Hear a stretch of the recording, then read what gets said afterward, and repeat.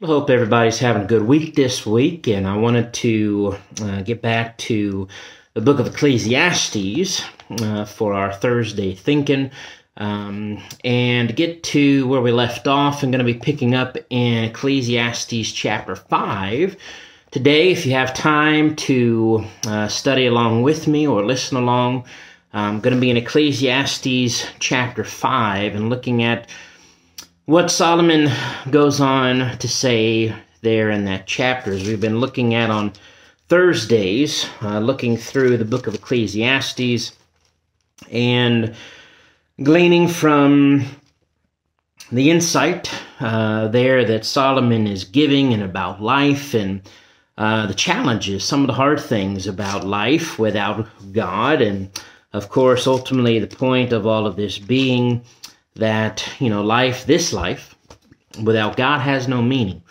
It is vanity, it is passing away, it is about keeping all things into perspective, keeping our eyes on God. And now in Ecclesiastes chapter 5, the first thing that he talks about here is our relationship with God, actually, in the first 7 verses, and how we commit ourselves to God. And he's talking about making vows to God here in Ecclesiastes chapter 5. And so read with me, beginning in verse 1. He says, "Walk prudently, be on guard, be careful. Walk wisely when you go to the house of God." And here's what we need to do when we draw near to the house of God, when we draw near to God, is to draw near, he says, to hear, rather than to give the sacrifice of fools, for they do not know that they do evil. Solomon says very wisely that we need to come to God, draw near to him to listen, and not give the sacrifice of fools, not just do, whatever we think, we feel, or we think all is well, but actually come to God and to listen.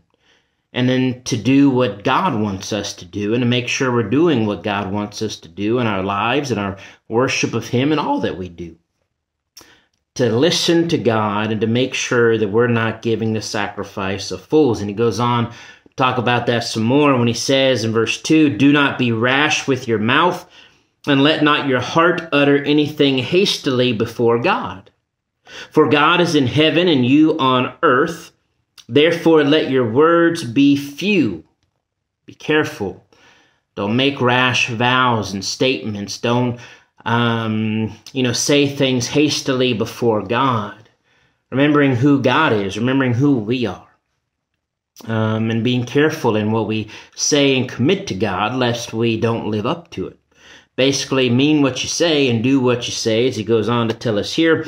Verse 3, "For a dream comes through much activity or busyness, and a fool's voice is known by his many words." It's kind of also letting our mouth get ahead of us and then maybe saying things we don't really mean. We got to be careful with that, especially, as he says, with God. "When you make a vow to God, do not delay to pay it, for he has no pleasure in fools. Pay what you have vowed. Better not to vow than to vow and not pay. Do not let your mouth cause your flesh to sin, nor say before the messenger of God that it was an error, a mistake.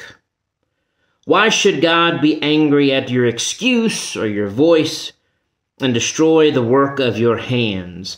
For in the multitude of dreams and many words there is also vanity." But we need, as he says at the end of verse 7, what we need to do is fear God. And that is, as he's been talking about in this whole section, we've got to seriously consider our vows, our commitments to God, and not be just speaking words, saying things that we don't really mean, that we're not really living up to. I think, even as Christians, this is a reminder to us that as we are devoting ourselves or committing ourselves or saying that we have faith in God, or we say we're committing ourselves to God, or we come and we worship God and in song and prayer and what we say and do, but it's like, do we really mean it? Are we really living by it, by his word? Are we listening to God, following his will, So Solomon's reminding us to really be careful what we say and say what we mean and live up to it, live by it, pay what we vow to God, to truly give ourselves to God. It's something we need to really consider for ourselves even today in our relationship with the Lord. Let's look now at the rest of this chapter. As in chapter 5 now, Solomon wants to go on to deal with the matter of a bit of oppression in this world, also of the vanity of riches, and then what our joy should really be in, or that there is joy even in this life. So let's look continuing in verse 8. He goes on to say, if you see the oppression of the poor and the violent perversion of justice and righteousness in a province, do not marvel at the matter. For high official watches over high official, and higher officials are over them. Kind of an interesting verse there. I mean, it's a matter of fact that there is, yes, in this world, oppression, violent perversion of justice and righteousness. There are those who are doing those things and for a time getting away with those things. It seems to be, maybe, if I'm understanding this correctly, verse 8, that Solomon's pointing to, I think, that even if there is, the oppression and the violence and whatever, that those who are committing those injustices and perversions, that they actually have officials who are watching over them who will, eventually stop them. They will have to answer to them, kind of thing. It seems to be what he's talking about there in verse 8. Or, it could be, unfortunately, that corruption goes all the way up the chain of command. Really, it's depending on the situation, it's both. When officials and those who are in charge are doing what they should, then they deal with those who are doing wrong. But yes, sometimes we know corruption goes all the way up the chain of command, which is unfortunate. It is sad, and it is an evil of this world. But ultimately, regardless, we know, which even Solomon knows, that they will answer to God. Even if they get away with it for a time, they will answer to God. But then he says, verse 9, moreover, the New King James reads it this way, the profit of the land is for all, even the king is served from the field. And that's a reality, that when a land is, the land's got to do well, a country, a province, everybody feeds off of that land. But the ESV and other translations worded really the idea that, a land is blessed when a king is committed to cultivating fields and making produce. And when a king and an official is doing what he should be doing, it is a blessing to the land, which, of course, the opposite of that is if a king is not doing what he should be doing, then that is a curse upon a land, unfortunately. But then Solomon wants to go on to talk about, though, the wealth and the riches and the vanity of such. He says, verse 10, that he who loves silver or money will not be satisfied with silver or money, nor he who loves abundance with increase. This also is vanity. The idea that, those who love money and abundance and wealth and an increase, well, that you're never really happy. You're never really satisfied. You just want more and more and more. And then also the problem or the situation of verse 11, that when goods increase, will they increase who eat them? So what profit have the owners except to see them with their eyes? The reality is that as he says, when produce increases, well, so do the people who are consuming them. It is a challenge. It is a never-ending thing that he mentions there in verse 11. But then verse 12, two things. First, the sleep of a laboring man is sweet, whether he eats little or much. A man who is laboring and working and earning a living, whatever the case may be, whether he eats little or much, his sleep, his rest is sweet. He is a working man, a working person, who is going to, they're doing the best they can. They're working for what they have, and they're thankful and content. They can sleep, they can be at peace, they can be at rest. Whereas he goes on to say, but the abundance of the rich will not permit him to sleep. The abundance of the rich will not permit him to sleep. Because he's always wanting more. He's always stressed. He's always worried. He's always having to do things and check things. And that's one of the downsides of riches and wealth. As Solomon points out here, and even goes on then, continuing in verse 13, that there is a severe evil which I have seen under the sun. Riches kept for their owner, but to his hurt. But those riches perish through misfortune or bad business or bad ventures, and he loses it.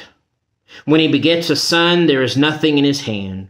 As he came from his mother's womb, naked shall he return to go as he came, and he shall take nothing from his labor, which he may carry away in his hand. We come into this world with nothing, and the reality is, whatever we may have or not have on this earth, we're leaving this earth with nothing. And another severe evil, he says, verse 16, just exactly as he came, so shall he go, and what profit has he who has labored for the wind? All his days he also eats in darkness, and he has much sorrow and sickness and anger. That's what can come along with riches, with wealth, with all the laboring and toil for things that, striving after wind, things we're not even going to take with us. So what do we need to do then? Well, that's what Solomon tells us in verses 18 through 20 at the end of this chapter. Here is what I have seen, he says. It is good and fitting for one to eat and drink and to enjoy the good of all his labor in which he toils under the sun all the days of his life, which God gives him. For it is his lot, it is his heritage, it is his portion.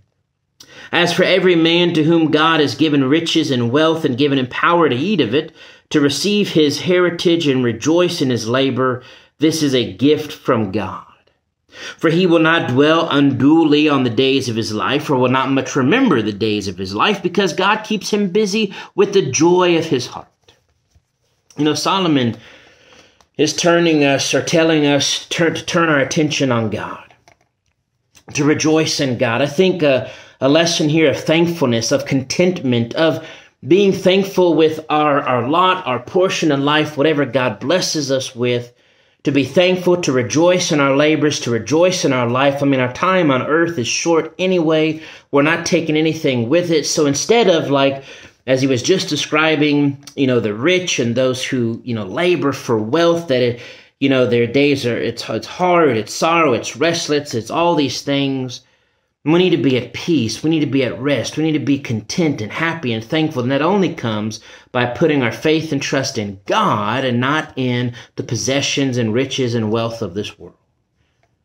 This reminds me that whatever my lot and portion in life, whatever I'm doing, to not worry, to not doubt, to not fear, but to be thankful, to rejoice, to be content, to keep my focus on God, and to be thankful to God for what I do have, not what I don't have. And we need to continue to work on that.